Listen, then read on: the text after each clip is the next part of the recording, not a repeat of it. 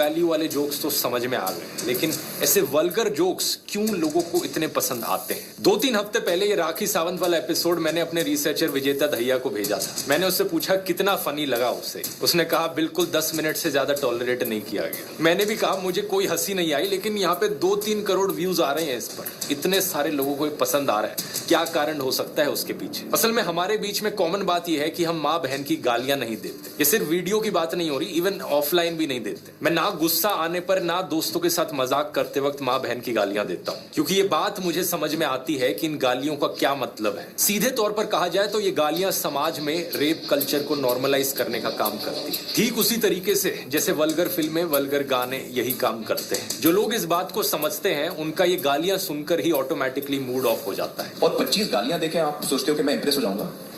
तो गालियों से इंप्रेस होने का मेरी उम्र निकल चुकी है। मैं 14 साल का नहीं हूं कि मैं गाली सुन के हंसूंगा। हाँ गाली दी इसने लैंग्वेज। आप जोक अगर मुझे आप हंसाना चाहते हो तो आप बगैर किसी को चोट पहुंचाए आप मुझे हंसा के दिखाओ तो मुझे मजा आएगा उसमें।